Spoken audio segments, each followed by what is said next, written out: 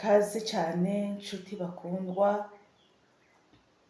musanzwe mukurikirana ibiganiro canke inyigisho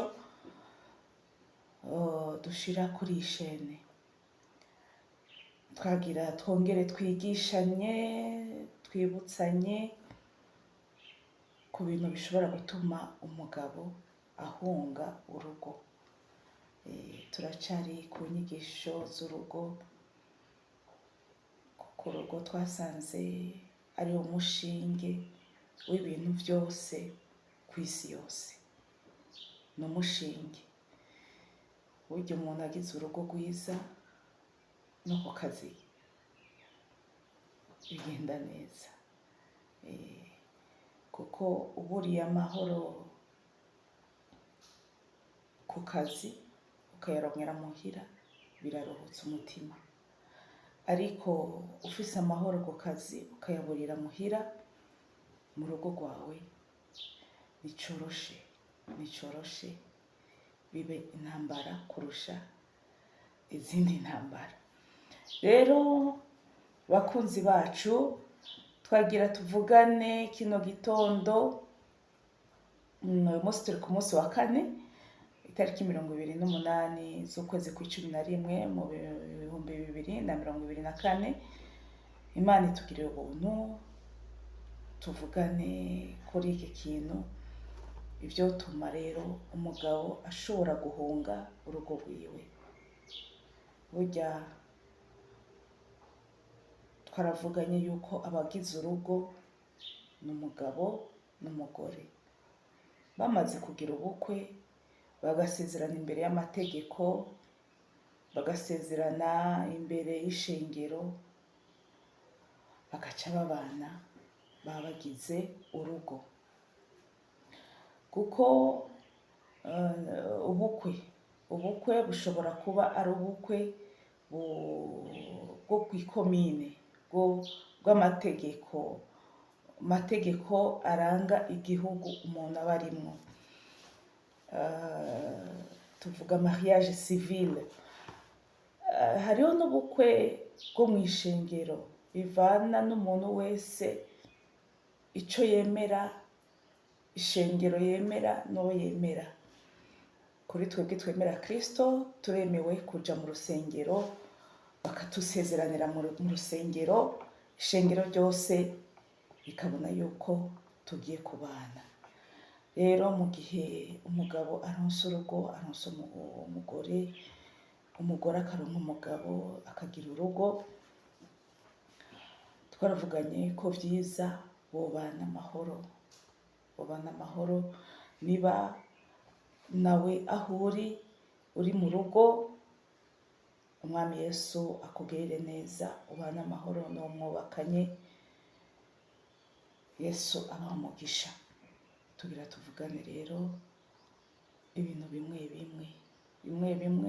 bisa nka bikuru birusha ibindi, vyotuma umugabo ashobora guhunga urugo yiyemereye kubaka, ashoboye guhunga umugore yiyemereye kuzana, agakwa, agashikana imbere y'ababijejwe muri eta civile ati uyu ndamwemeye, akamushikana no kwa pasitori canke se kwa patiri canke kwa imamu, sinzi ingene babita, ati jewe ndavyiyemereye, uyu niwe tuzubakana. Hakageraho avuga ati ndamuhevye, ndataye urugo. Kimwe ca mbere ntashobora kudeha, namwe mudashobora kudeha, nuko Satani agwanya ingo, kandi akenshi tutabaye maso. Kuba maso si ukuvuga ni ugukora cane. Yego umuntu arakora, umuntu araronderera urugo, ivyo ni ngombwa ku muntu wese yubatse, kugira urugo rwiwe rutere imbere, urugo rwiwe rukure rumere neza. Ariko twavuganye yuko gusenga ni ikigwanishwa kinini cane nk'umukristo, nk'umuntu w'Imana, nk'umuntu yizeye imana yuko gusenga gushoboye kurandura imigambi ya sekibi, imigambi ya satani igasendwa, umuntu akubaka urugo rwe neza. Kuko hari ibintu biturengera twebwe abantu, ukavuga ati naragerageje, nakoze iki ciza kugira nezereze uwo twubakanye, nakoze iki, ariko ikintu kirusha byose gusenga kirabikuraho, kirabimara byose, ibintu bikagenda neza. Rero nshuti bakundwa, nari mvuze ni iki kintu cya mbere twovuga, nuko satani agwanya ingo. Ni ukuvuga intambara ziba zavuye kuri satani zigatuma umugabo ubwiwe yomoka. Yego, ibyo birabaho. Ariko ikindi cya kabiri twovuga, kandi ni ikintu gikomeye cyane, kuva mu iremwa Adamu yaremewe kuganza. Rero mu gihe umugabo abona yuko bamuganza hako we yoganza urugo rwiwe, biramubabaza cyane. Badamu bagenzi banje, iyo umugabo atari we ariko araganza urugo akabona ko bamuganza, biramubabaza. Ashobora kutabikubwira kubera kwiha amahoro, akabinezererwa, akakwereka ko anezerewe. Ariko ndababwiye bamama muri mu ngo, iyo umugabo abonye yuko aganzwa mu rugo, uwo muntu arababara cyane, kuko Imana yamuremye kugira ngo aganze. Ikimenyamenya, Imana igihe yaheza kurema, yahaye Adamu, Imana yarahejeje kurema, irema ibintu, irema ijuru n'isi, ishiramwo ibintu mu ijuru, ishiramwo ibintu n'abantu, ishiramwo ibintu mu isi, irema na Adamu. Mushobora kwiyumvira ko Imana itari ikomeye ku buryo yo guca yita ibintu byose amazina, ariko yaciyeho ubwenge Adamu, imuha n'uburenganzira, imuha ububasha bwo kwita amazina ibiti, ibikoko, ibintu byose byaremwe.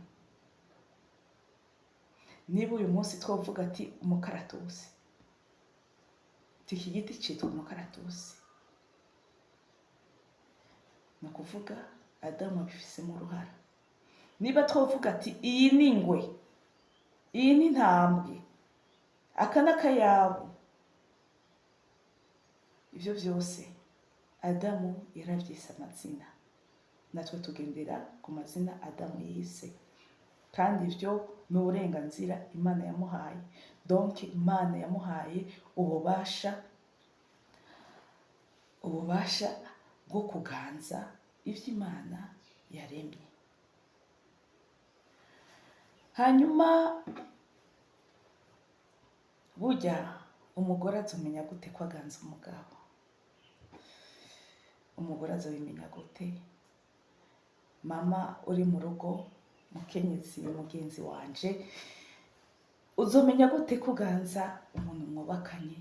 Ni ukuvuga uzobimenya ari uko ubona yuko ingingo zose ufashe arizo zikurikizwa. Nta nama, icyo ushatse nicyo ukora. Uronse amafaranga, nakugisha inama mugenzi wawe. Uronse akazi, nakugisha inama mugenzi wawe.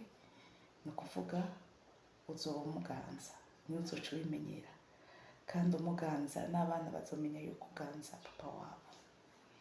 Si byiza rero ko abadamu, abamama tuganza abapapa, ariko mu rugo twaravuganye ko ari ukumvikana, tukagirana inama, tukaja inama, umugore akaja inama n'umugabo, umugabo akaja inama n'umugore, hakaba inama duhuriyeko.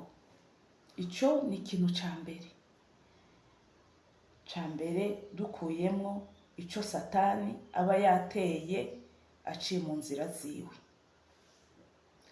Ikindi twovuga ni habuze imibonano mpuzabitsina. Burya ego turubaka, urabona hariyo abantu baba kure na kure, umuntu agakorera mu gihugu kimwe gitandukanye n'ic'uwundi abamwo kandi bubakanye.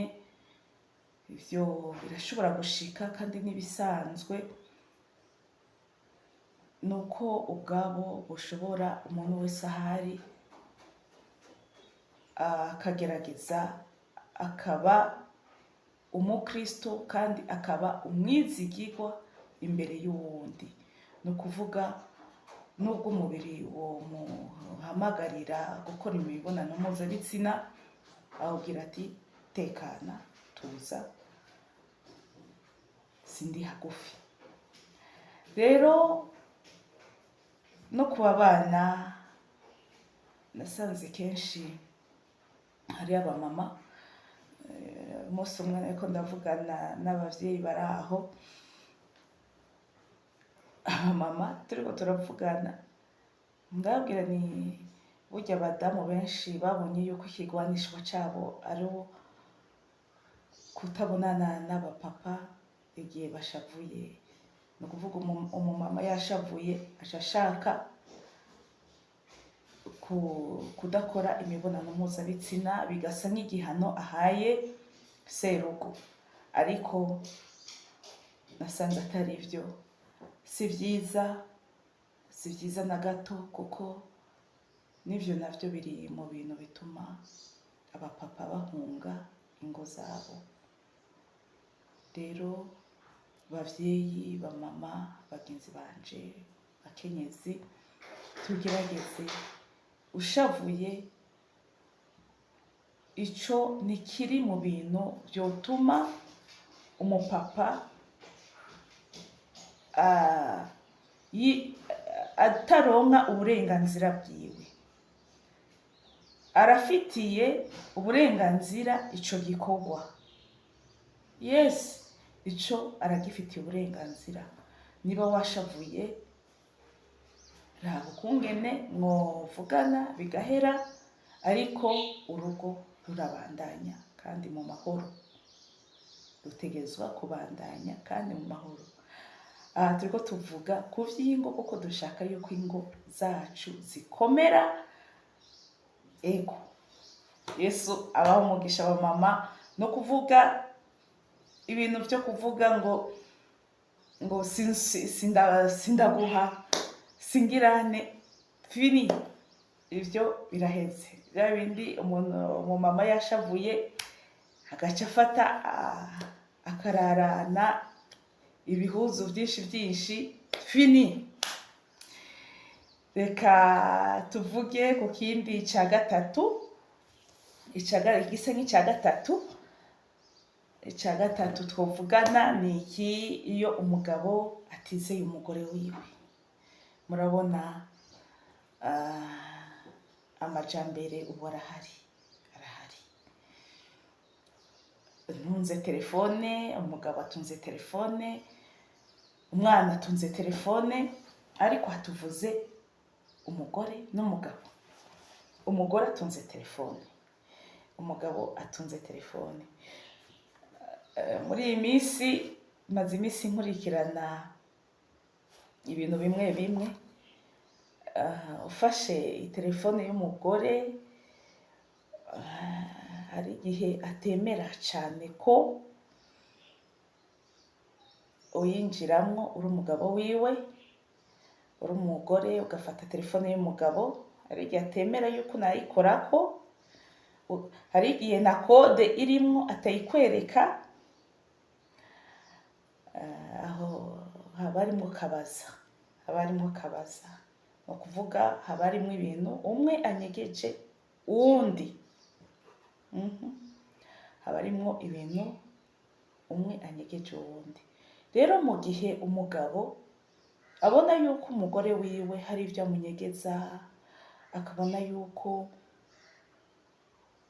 hari utuntu tumutera amakenga bigatuma atamwizera, swate ku vy'akazi umugore akora, ku mubano afise n'abantu, akaraba ama relation, imigenderanire y'umugore wiwe n'abantu, ashobora kuvuga ati danje, umugore wanje birashoboka kuba yoba swate anca inyuma, bikamutera amakenga. Rero bimaze kumutera amakenga, umaze kwibona uri umugore, gerageza ayo makenga yamukuremwo, niba wiyizigira yuko vy'ukuri utabirimwo canke ubirimwo ubivemwo. Nubwo tukibivuga ukavyumva ukavyiyumvira ubivemwo, vyoba vyiza mubane amahoro n'uwo mwasezeranye kubana ibihe vyose, nk'uko dusanzwe tubivuga ati kugeza pfuye canke urupfu, kugeza urupfu runtwaye canke Yesu agarutse, canke inzamba ivuze. Rero mu gihe inzamba itaravuga, ni ukuvuga mutegerezwa kubana. Mu gihe umwe atarapfa, mutegerezwa kubana kandi mubana amahoro, mwubaka urugo rwanyu. Burya urukundo ruraryoha, namwe murabizi urukundo ruraryoha. Rero usanze umuntu yaraguhenze, umupapa yizigiye yuko we azi gutanga urukundo, azi gufata neza umudamu wiwe, azi gufata neza urugo rwiwe, akazosanga umugore yaramuciye inyuma, biramubabaza cyane, bigatuma ata urugo akagenda utakigaruka. Ikindi twovugana niyo umugabo abona yuko atemewe mu rugo. Umugabo abona yuko atemewe mu rugo, bimutera kumva ko asuzuguritse. Urumva tugaruka muri vya bindi nyene, kutemerwa kenshi biva ku majambo umugore abwira umugabo. Ari umugabo akora canke adakora, ukumva umugore ari udakora ati wewe ntaco umaze, nawe abona yuko ariko ararondera ariko bikanga. Ivyo birabaho kuko no mu bindi bikorwa vy'ibanga umugore ashobora kubwira umugabo ati ntaco ushoboye, umugabo akabona yuko atemewe pe, ati niba je ataco nshoboye, ni ukuvuga rero yaba abishoboye none bigenda gute, akumva ko atemerwa. Rero mu gihe yumva ko atemerwa mu rugo rwiwe, nabonye hariho n'abamama bashobora gufata abana bakababwira amajambo ku base, amajambo atameze neza, ati papa wanyu murabona ameze uku ameze kuriya, bigatuma abana nabo ubwabo bashoboye kubwira nabi papa wabo, se wabo akumva yuko atemewe mu rugo, ugasanga umugore ariko abwira ibintu abana, ibintu vy'ibanga, canke akabibwira abantu bo mu muryango. Muri ivyo bihe vyose biragoye ko umugabo bimufatira mu rugo.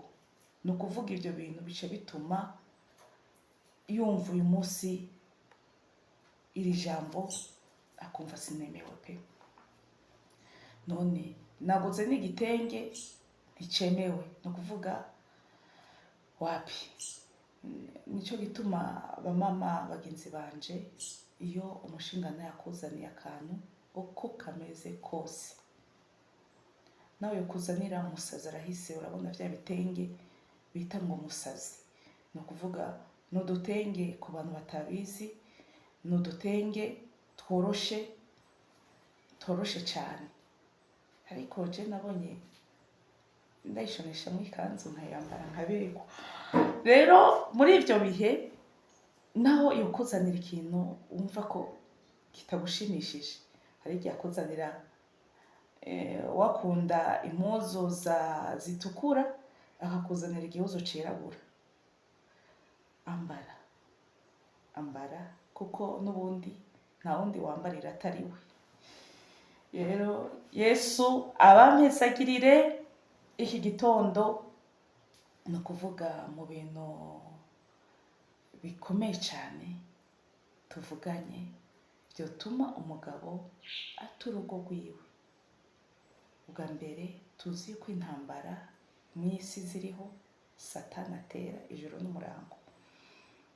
Ashobora kuba yateye ibitero by'abarozi byo mu buryo bwa gisatani, urugo rugasenyuka. Ibyo birabaho, ariko twasubiye turavuga yuko ibyo bikugwaho no gusenga. Umuntu abere maso urugo rwiwe asenga Imana. Kristo niwe bimari amara ingorane mu ngo. Ikindi twavuze ni iki kintu cyo kuganzwa mu rugo. Umugabo ubona yuko aganzwa, ikintu cyose icyo avuze akumva yuko kitemerwa, akumva yuko nticemewe. 1, 2, 3, 4, naho yogerageza akabona ko icyo umugore avuze aricyo gitegerezwa gukurikizwa iminsi yose, buri gihe, bimutera ingorane mu mutima. Kandi habuze n'imibonano mpuzabitsina, n'ibyo nabyo bituma urugo rutamera neza. Umugabo akumva yuko yohunga urugo, ibyo ataronse akaja kubirondera ahandi. Ikindi nacyo ni iyo umugabo abona yuko atizeye umugore wiwe, cyane cyane akaronka n'ibimenyamenya, bituma uyu mugabo ahunga urugo, kuko ashobora kuba atakwizeye ntubimenye, ariko yamara kuronka ibimenyamenya naho byo bamwibanga ryiwe, ashobora guca ahunga akagenda agahunga urwo rugo. Rero icya kane twavuganye aricyo cya gatanu, duhereye kuri kimwe twavuze yuko Satani atera ingo, duca tuvuga ati iyo umugabo abona yuko atemewe mu rugo, bimutera ikibazo, bimutera ingorane, acabona yuko kwa bundi ntacyo nshoboye, bica bituma agira umutima mubi, bigatuma aja kurondera aho bamwemera. Ngira hari ibindi tuzovugana muri iyo minsi, kuko ndumva ko harimo izindi nyigisho. Yesu abaho umugisha, bamama dukundana, bamama bapapa, Yesu abaho umugisha. Ni ukuvuga wa mupapa we, niba byagenze uko ukaba ukibifise mu mutima, nturinde uta urugo, ahubwo egera madame wawe, mubwire ikiri ku mutima, hanyuma mubikore kwa kundi twavugana, nka kurya abasheri shushu bo muri fiançailles baba bameze, bakiri abasheri. Ariko ubusheri je navuze ni jewe umugabo wanje tuzoheza tukiri abafiance ngira. Ariko murazi ko muri fiançailles benshi baganira, akantu kose baganira, bavugana. Rero wa mugabo we, hamagara umugore wawe, muvugane, mubiheze, musubire mutangure bushasha. urugo ni rwanyu kandi mutegereza kurwubaka, nturute nawe urutera, nturute. Guma mu rugo, mufatane amaboko, ibitagenda neza bivugane, byose bizogenda neza. Kubw'amasengesho, kubwo kuvugana, kubwo kwihanganirana, Yesu abaha umugisha. Reka twongere dusenge, dushimire Imana imbabazi zayo, dushimire Imana ko itugiriye neza tugasubira kuvugana. Ni ukuvuga Imana ishaka kudukomereza ingo zacu. Mwami Yesu, turagushimiye kibiringi kizima, nyakubahwa Mwami, wemeye ko kino gitondo kibaho, ukemera yuko twongera kwibutsanya ivyotuma umugabo ahunga urugo. Mesiya mwiza, turaguhamagaye kino gitondo, ngwino tube hafi, ngwino tugirire neza twebwe twubatse. Abamama utugire neza, aho twifashe nabi turasavye imbabazi Imana, aho tutubashe abagabo bacu tubabarire, aho batatwemeye kubw'ingeso zacu tubabarire Mana, n'izina rya Yesu Kristo. Mana, turaciye bugufi, amaraso ya Kristo natweze, kandi Yesu umwana w'Imana, turagusavye muduhindure nk'abamama.